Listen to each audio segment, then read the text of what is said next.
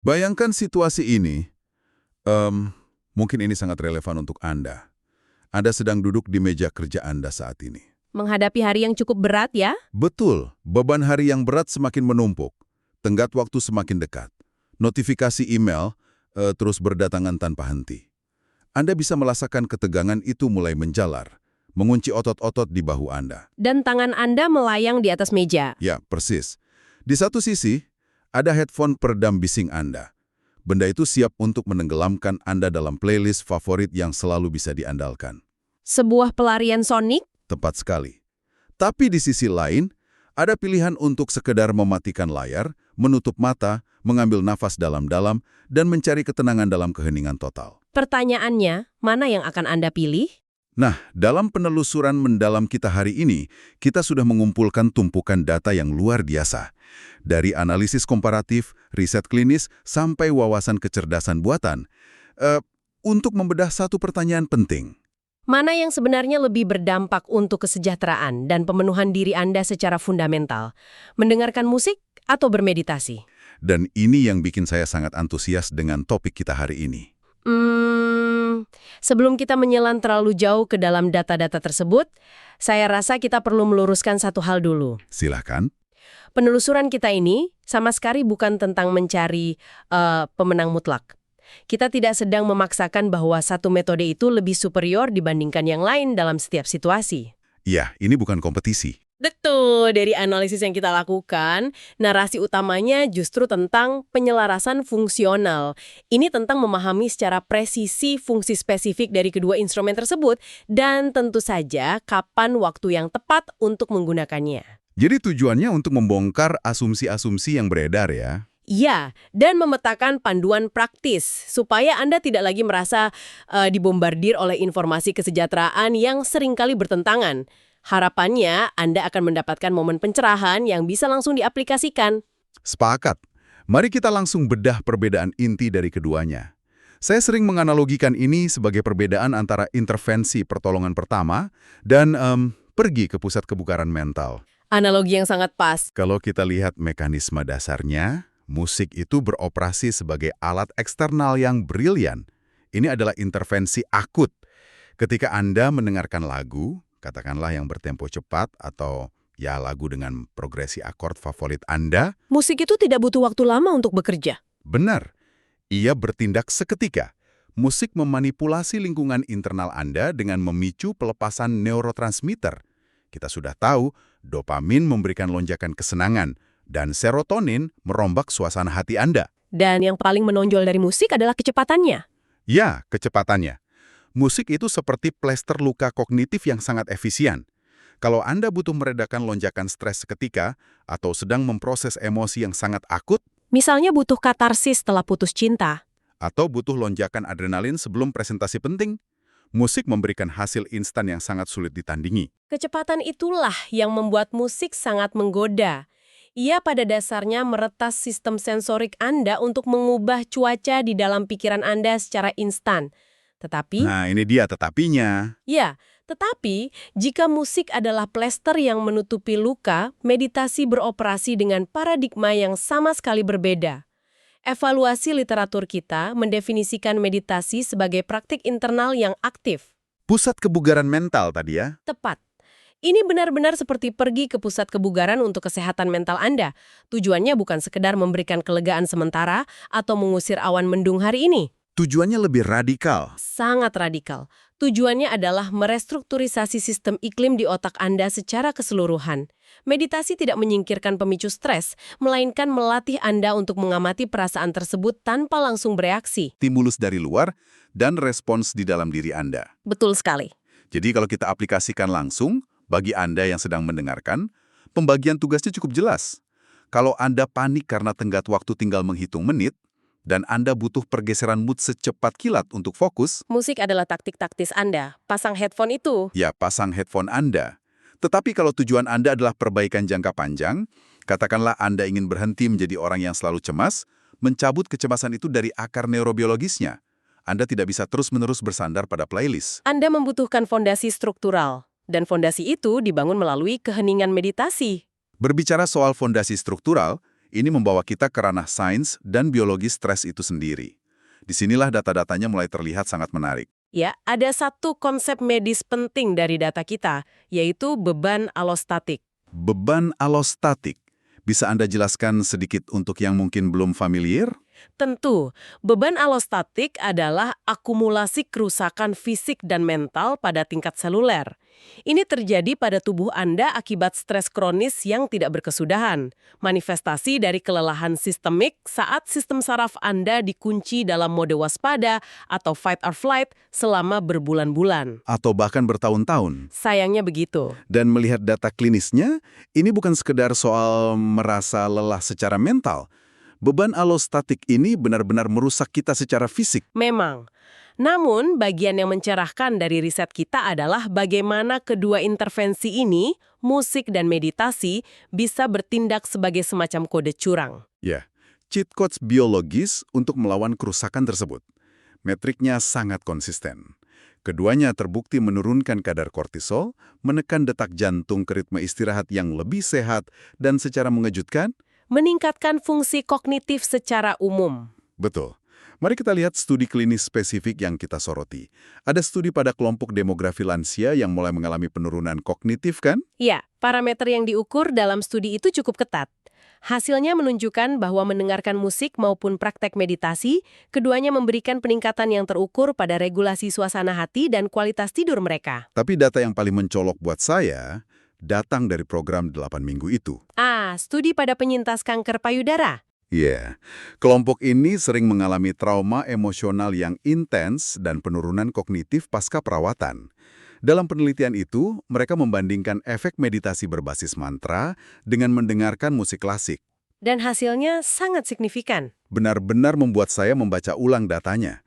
Kedua intervensi tersebut sama-sama mampu meningkatkan memori verbal dan kualitas hidup pasien secara drastis. Menakjubkan, bukan? Sangat menakjubkan. Maksud saya, mendengarkan musik klasik punya dampak klinis pada memori verbal yang setara dengan meditasi terstruktur. Itu luar biasa. Fenomena itu memang menakjubkan.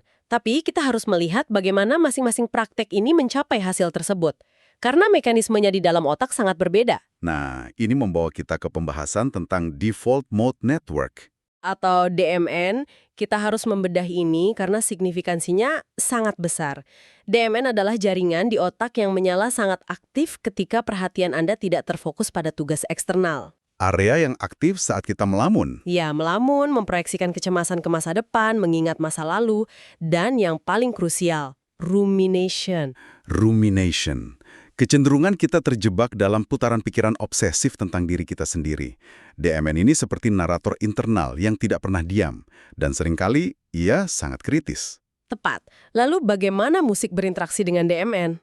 Dari apa yang saya baca, musik melakukan semacam pengambil alihan yang elegan. Saat Anda mendengarkan musik yang benar-benar Anda nikmati, kompleksitas suara itu menarik otak ke dalam flow state. Kondisi mengalir. Ya, dalam kondisi itu, rasa ego atau diri Anda memudar sementara. DMN dipaksa bergeser dari putaran pikiran negatif menuju fokus yang sangat positif. Musik mengkooptasi ruang kerja kognitif Anda. Saat memori Anda dipenuhi oleh melodi, DMN kehilangan kapasitas untuk melakukan rumination. Itu pergeseran yang efektif, tapi sifatnya sementara. Sementara meditasi menangani DMN dengan cara yang lebih fundamental kan? Sangat fundamental. Meditasi tidak memberikan stimulus eksternal. Sebaliknya, ia melatih sirkuit saraf Anda untuk menenangkan aktivitas DMN itu sendiri dari dalam. Jadi melalui praktek yang konsisten, proses ini menciptakan perubahan struktural jangka panjang pada otak Anda. Anda tidak lagi sekedar mengalihkan perhatian dari kecemasan, Anda secara perlahan melemahkan infrastruktur saraf yang memproduksi kecemasan itu. Saya paham. Jadi yang satu adalah pengalihan yang indah, sementara yang lain adalah renovasi struktural. Itu cara yang bagus untuk merangkumnya. Tapi tunggu dulu.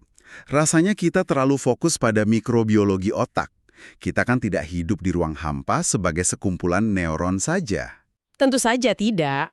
Kesejahteraan manusia sangat terikat pada dimensi sosial kita. Dan kalau kita bicara soal koneksi sosial, musik memiliki hegemoni yang tak terbantahkan. Musik adalah arsitektur identitas kita. Musik mengikat kita dengan masa lalu melalui nostalgia. Iya, dan ia memvalidasi perasaan kita. Berapa kali Anda mendengarkan lirik lagu dan merasa penyanyinya baru saja membaca buku harian Anda?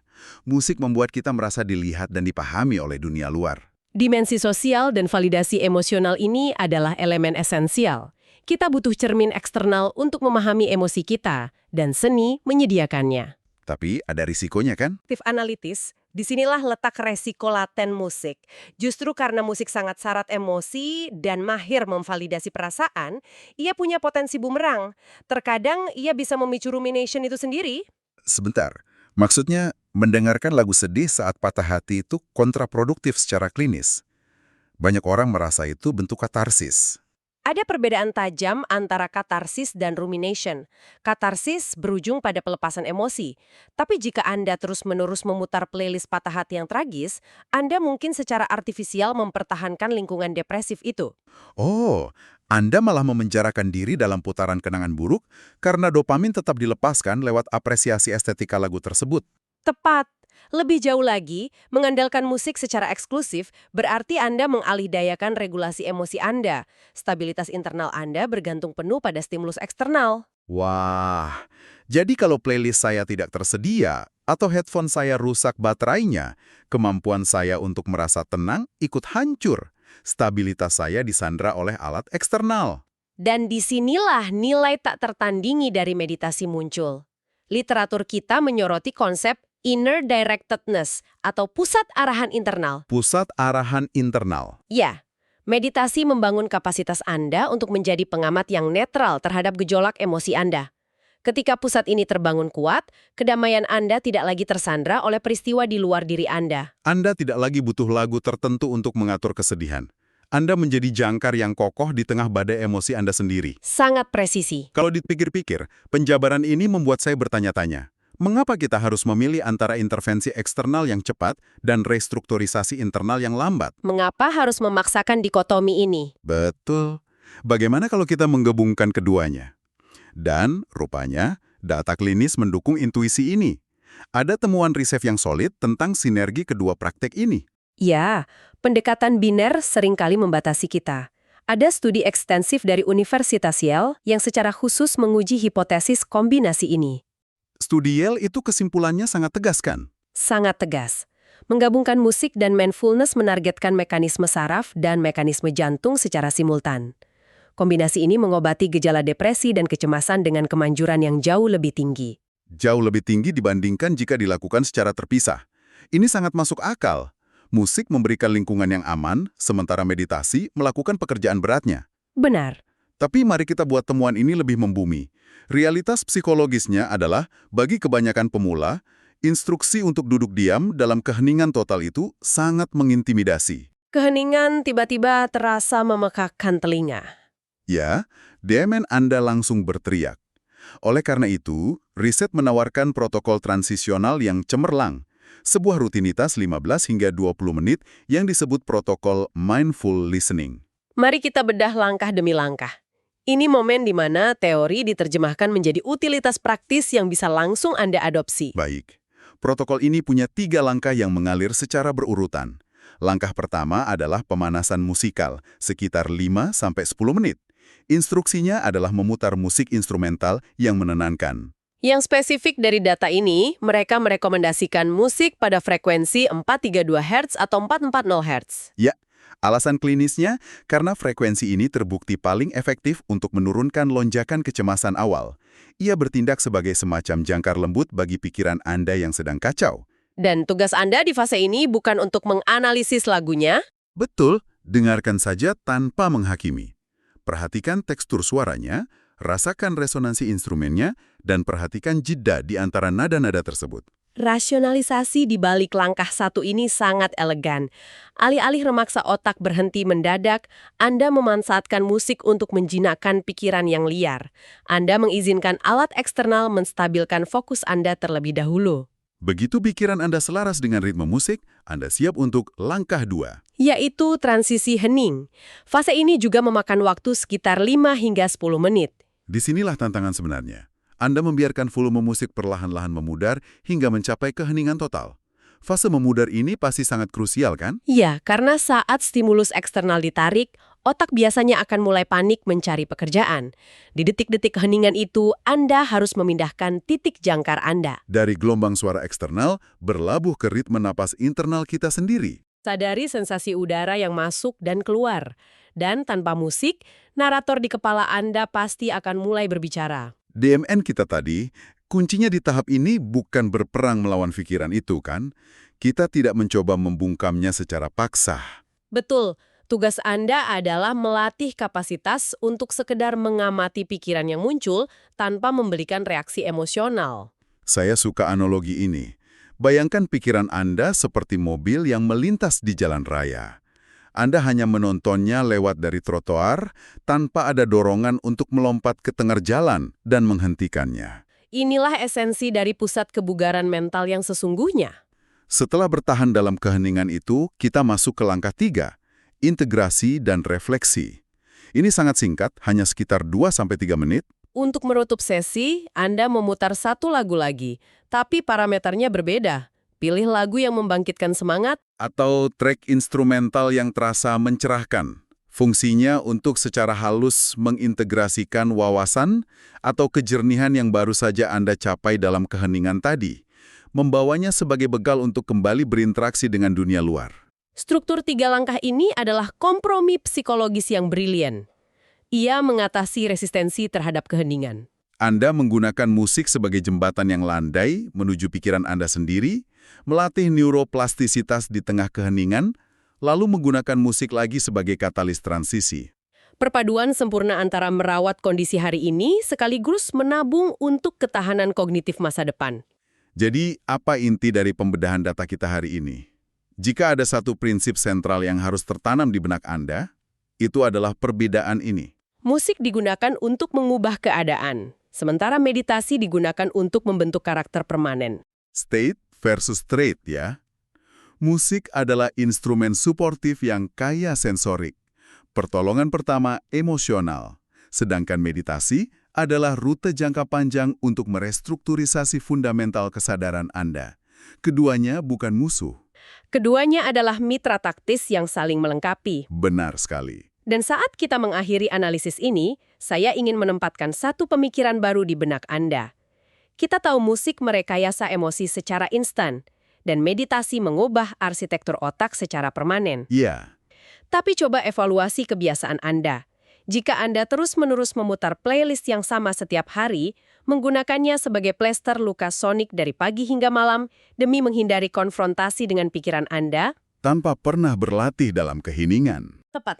Apakah mungkin Anda tanpa disadari sudah menghalangi otak Anda sendiri untuk membangun ketahanan alami yang justru paling Anda butuhkan untuk bertahan di tengah dunia yang bising ini? Wow, biarkan paradoks itu menetap di pikiran Anda. Apakah playlist yang terus menyala itu benar-benar melindungi Anda, atau justru menjadi peredam yang mencegah Anda tumbuh menjadi versi diri yang lebih tangguh? Keputusannya sekarang ada di tangan Anda. Setidaknya hari ini Anda sudah dibekali kerangka kerja yang solid untuk memadukan kedua instrumen tersebut. Teruslah bereksplorasi, selamat mempraktikkan rutinitas baru Anda, dan sampai jumpa di penelusuran mendalam kita berikutnya.